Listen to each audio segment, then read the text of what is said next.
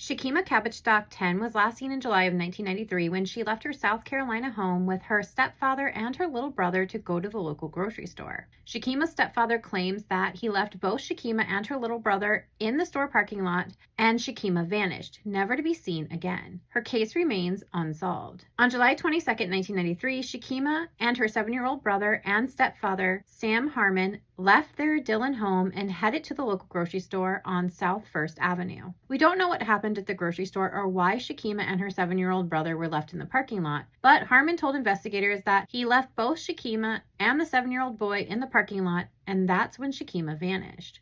Surely Harmon, Shakima's mother, would be the one who would report her missing, but I don't know if this is when Sam returned home without Shakima or later. Those are details I have not been able to find in the archives. Investigators in almost every single article I find list Sam as the last person to see her. However, I did find an article in the archives in the Florence Morning News, August 4th, 1993, where they interviewed two of Shakima's cousins, Dave Bellin, 12, and Craig McCall, 9. They told news reporters that they were at the grocery store on the same afternoon that Shakima vanished, and they saw two cars parked across the street from the grocery store. One was a black car, and the other had a North Carolina license tag. Dave says he saw Shakima get into one of those cars with two brown skinny guys. Both boys say that they had never seen the car with the North Carolina plates at the store before. Both boys also gave the same statement to policemen and firemen and told the reporter that they missed their cousin and they hoped that she was okay. Shakima's case wouldn't get much traction or leads. Shakima's mother, Shirley, would eventually try speaking to a psychic in 1993 who told her daughter was within 20 miles of Dillon, but the Dillon Police Department told her there were no leads pointing in any direction. During their investigation, investigators learned that in 1992, Shakima had accused her stepfather of touching her inappropriately. This was reported to social services, which investigated her claims, but because her story changed several times when they spoke to her, and they had no physical evidence to support her claims at the time, there was no charges filed against Sam. In August of 2005, 12 years after Shakima's disappearance, investigators arrested and charged Sam with murder, 2 counts of kidnapping, criminal sexual contact with a minor in connection to Shakima's case.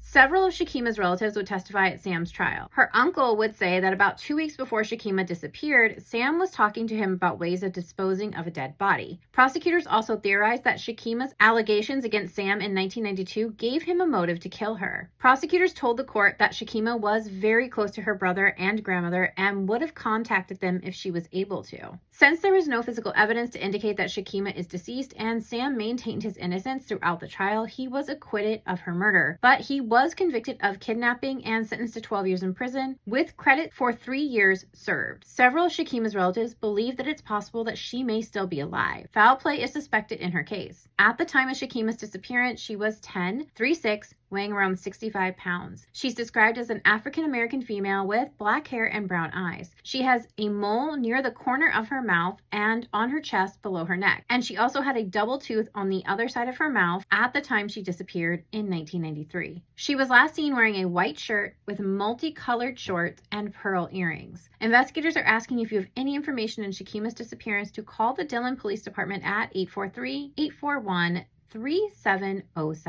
Thank you so much for taking the time to get to know Shakima today, and don't forget, when you see those missing and murder posts on social media, share, because every time we share a face, we do get closer to solving a case, and I will see you all back here tomorrow for another day in South Carolina.